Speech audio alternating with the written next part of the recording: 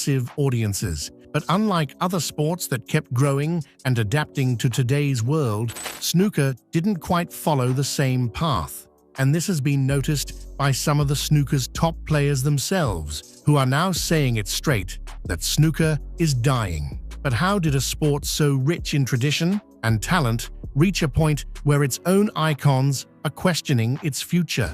Let's hear this straight from Ronnie O'Sullivan himself. He stirred things up by saying that, for most players, a snooker career is basically a waste of a life. Coming from one of the greatest players in the game's history, the comment hit hard. Ronnie explained that he often tells young kids and their parents not to bother with snooker, and when it comes to his own kids, he's made it clear that if they choose snooker, they're doing it without his support. To him, snooker is a tough and damaging sport. He warned that unless a player is among the very top names like Hendry, Davis, Williams, or himself, then one might want to think twice. Do you think that we get enough support for snooker in the UK for young talent?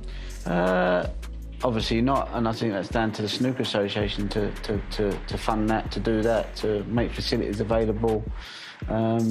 Yeah, I think that's who should really maybe invest money in it. But like I said, I'll be honest with you, if I had a son, I wouldn't let him play snooker. So I get, you know, maybe it's a good thing there isn't the opportunity to play snooker, rather than play golf, rather than play football, rather than play tennis, rather than play curling, really. No, I'm only joking. No, but you see what I'm saying? I personally, you know, speaking if I had a child, wouldn't want them to play snooker. I really wouldn't. So, as you can imagine, not everyone in the snooker world clapped for that speech. Even Mark Williams, a three-time world champion, replies to Ronnie's comment on Twitter, and we wonder why there's no youngsters coming through.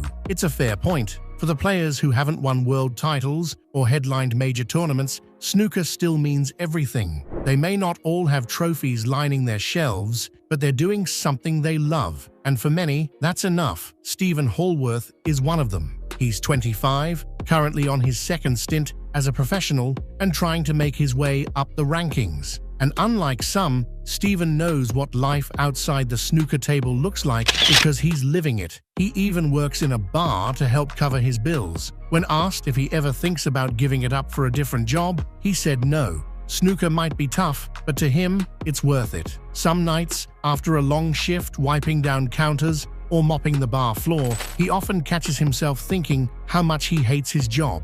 But instead of feeling defeated, it pushes him harder. That's when he reminds himself that he has to work even more on the table tomorrow because he doesn't want to be doing this forever. One player put it simply, in their eyes, everyone just wants to compete, earn a decent living, and enjoy the game. After all, there are far worse ways to spend a life than traveling the world and knocking balls into pockets. Michael Holt, known as the Hitman, has been around since the 90s. He finally picked up his first ranking title at the 2020 shootout, and while it wasn't the World Championship, a win's a win.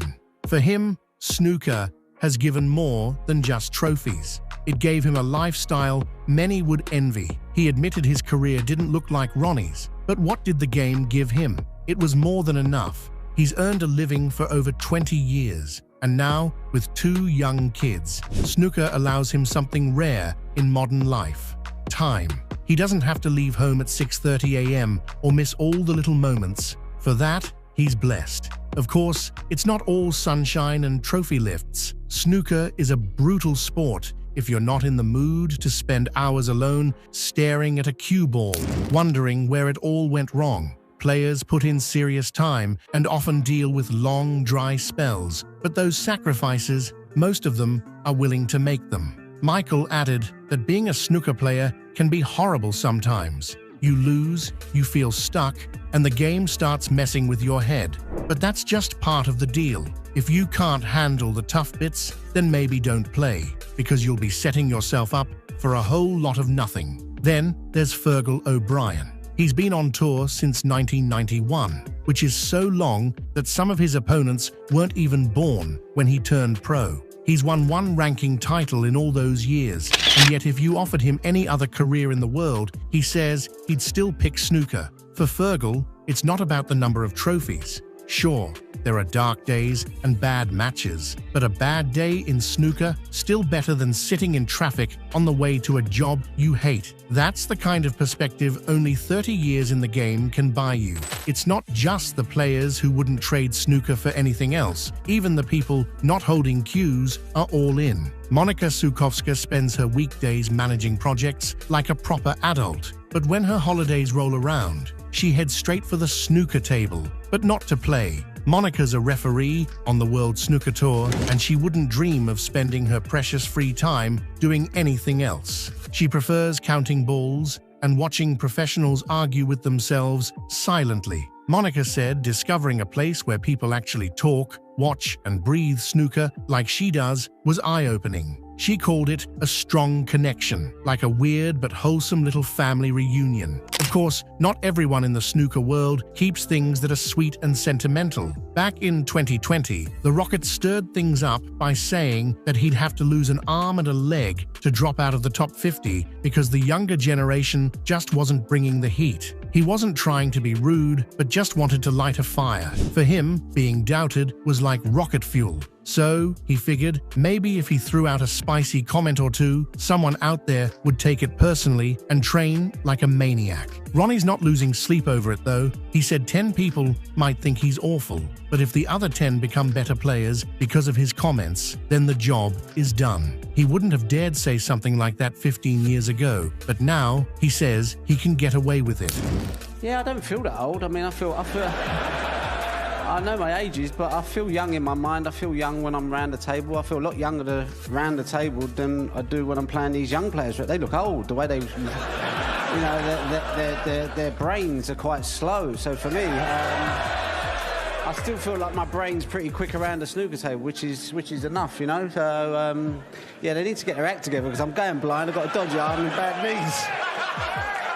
They still can't beat me. And despite all the talk about how rough the snooker life can be, Ronnie's not exactly campaigning to shut it down. In fact, he's out here launching snooker academies across Asia. Naturally, Michael Holt couldn't resist poking fun at that. He laughed and said it's a bit funny how Ronnie keeps warning people not to get into snooker, but builds academies in China. Holt joked that most academies love plastering motivational quotes on the walls. You know, stuff like dream big or hard work equals success. But Ronnie's version, Holt imagines something a little more honest. Maybe a sign that says, "Don't play snooker, it's rubbish." Now that's motivation with a sense of humor. Anthony Hamilton, better known as the Sheriff, has been patrolling the Green Bays for over 30 years. He tried to explain what it's like being in a long-term relationship with snooker. He admitted things haven't always gone to plan. Not every shot landed, and not every tournament ended in celebration, but he has no regrets. He's made it into the top 10, played at the Crucible a dozen times, reached a few finals, and battled through plenty of tough matches in quiet sports halls with no cameras around. He explained that those matches, the tough ones that no one else saw, have stayed with him the most. In fact, he said some of his most cherished memories come from losses, not because of the result, but because the level of competition was so high. When both players are giving their best and only one can win, there's a certain beauty in that. Hamilton described snooker as a sport with nowhere to hide. It tests players on every level. Over time, he's grown to respect his fellow professionals even more. Many of them work hard, without the promise of big rewards. The prize money is respectable, but not life-changing for most. And the game itself, it rarely offers comfort. Most players leave tournaments feeling frustrated rather than fulfilled. Still, they keep coming back. For some, the stress and uncertainty become too much. But for others, like Hamilton, the game is still worth it. He admitted that he often tells himself he doesn't love snooker